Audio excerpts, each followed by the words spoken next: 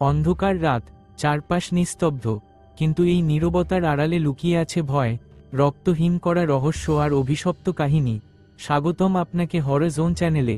এখানে আপনি শুনবেন এমন সব ভৌতিক গল্প যা আপনাকে শিহরিত করবে, নিদ্রাহীন রাত উপহার দেবে, আর বাস্তব আর অবাস্তবের সীমারেখা মুছে দেবে। যদি আপনার হৃদয় দুর্বল হয় তাহলে সাবধান, কারণ এখন শুরু হতে চলেছে এক ভয়াল যাত্রা যেখানে প্রতিটি শব্দ আপনাকে ঠেলে নিয়ে যাবে অন্ধকারের গভীরে। বাংলার এক প্রত্যন্ত গ্রামে পাহাড় আর ঘন জঙ্গলের ভেতরে লুকিয়ে আছে এক প্রাচীন রাজপ্রাসাদ। স্থানীয়রা একে বলে অভিশপ্ত প্রাসাদ। দিনের বেলায়ও সূর্যের আলো সেখানে ঠিকমতো প্রবেশ করে না। চারপাশে প্যাঁচা, বাদুড় আর শুকনো পাতার খসখস শব্দ সারাক্ষণ বাতাসে ভাসে। গ্রামের লোকেরা বিশ্বাস করে এই প্রাসাদের ভেতরে এখনও বাস করে সেই রাজপরিবারের আত্মারা, যারা বহু বছর আগে এক রহস্যজনক ঘটনায় নিহত হয়েছিল। শোনা যায় রাজা এক তান্ত্রিককে অপমান করেছিলেন। প্রতিশোধ হিসেবে তান্ত্রিক রাজাকে অভিশাপ দেন, তোমার প্রাসাদে রক্ত ঝরবে আর তোমার বংশ আর কোনোদিন শান্তি পাবে না। কয়েক মাসের মধ্যেই রাজপরিবারের সব সদস্য অদ্ভুত রোগে আক্রান্ত হয়ে মারা যায়।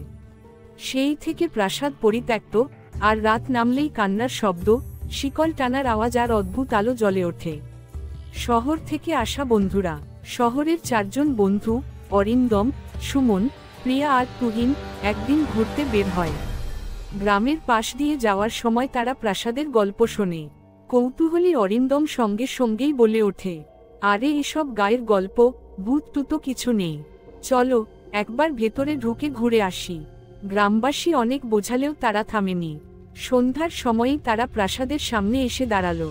বিশাল লোহার ফটক ভাঙাচোরা, তার গায়ে লতাগুল্ম ঝুলছে।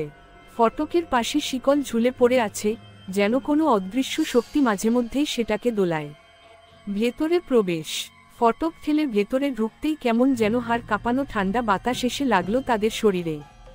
ভেতরে চারদিকে অদ্ভুত নীরবতা, কেবলই ঝিঝি পোকার ডাক আর মেঝের ভাঙা ইটের ওপর পায়ের আওয়াজ।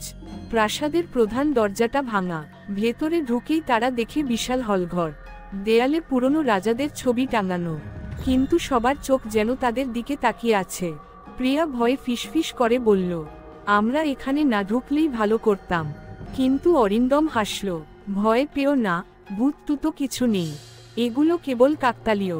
প্রথম অদ্ভুত ঘটনা। তারা যখন সিঁড়ি বেয়ে উপরে উঠছে, হঠাৎ একটা বড় আয়নার সামনে এসে দাঁড়ায়।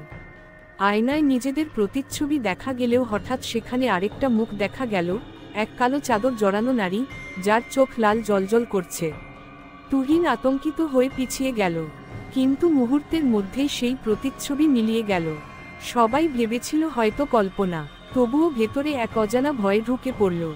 গোপন ঘরের রহস্য।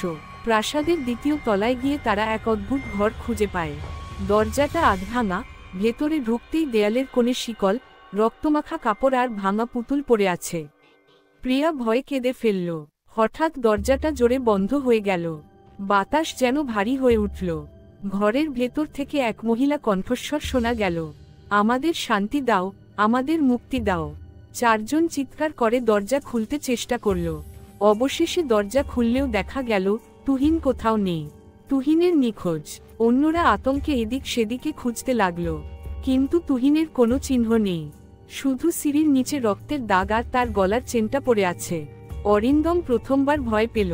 সে বলল, এটা হয়তো সিরিয়াস কিছু, চলো এখনই বেরিয়ে যাই। কিন্তু দরজার কাছে গিয়ে দেখে ফটক ভেতর থেকে বন্ধ। শিকল নড়ছে, অথচ কেউ নেই। রাতের ভয়াল অভিজ্ঞতা। রাত নামার সঙ্গে সঙ্গে প্রাসাদ আরও ভয়ঙ্কর হয়ে উঠল। দেয়ালের ভেতর থেকে ফিসফিসানি, কান্নার আওয়াজ আর কর্কশ হাসি শোনা যাচ্ছিল।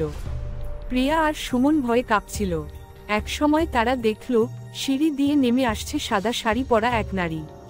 তার চুল ভেজা, মুখ রক্তমাখা। সে ধীরে ধীরে তাদের দিকে আসছে। হঠাৎ বাতাসে সব প্রদীপ নিভে গেল।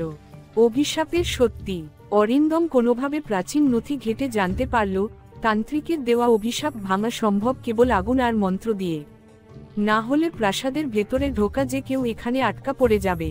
কিন্তু আগুন জ্বালাতে গিয়েই হঠাৎ অদৃশ্য শক্তি তাদের আক্রমণ করল। দেয়াল থেকে শিকল বেরিয়ে এসে অরিন্দমকে বেঁধে ফেলল। প্রিয়া জ্ঞান হারিয়ে পড়ে গেল। সুমন প্রাণপণে তাকে টেনে নিয়ে যাওয়ার চেষ্টা করল। শেষ পরিণতি। ভোর হলে গ্রামের কিছু লোক প্রাসাদের ভেতরে যায়। তারা দেখে ভেতরে শুধু ভাঙা আসবাবপত্র আর পোড়া গন্ধ। অরিন্দম, সুমন, প্রিয়া কারো খোঁজ নেই। শুধু দেয়ালে নতুন করে রক্ত দিয়ে লেখা, তোমরা আমাদের অভিশপ্ত খেলায় বন্দী হয়েছ। সেই থেকে গ্রামবাসী আবারও প্রাসাদের কাছে যাওয়া একেবারে বন্ধ করে দেয়। আর প্রতিটি নতুন চাঁদ রাতের অন্ধকারে প্রাসাদ থেকে আজও শোনা যায় মানুষের চিৎকার। আপনি এখনই শুনলেন হরর জোনের ভৌতিক কাহিনী। যদি গল্পটি আপনার ভালো লেগে থাকে তবে লাইক, শেয়ার আর সাবস্ক্রাইব করতে ভুলবেন না, কারণ রাত নামলেই অন্ধকারে আবার ফিরে আসবে ভয়ের ছায়া। পরের গল্পে আবার দেখা হবে, হয়তো আপনার পাশেই কেউ দাঁড়িয়ে থাকবে।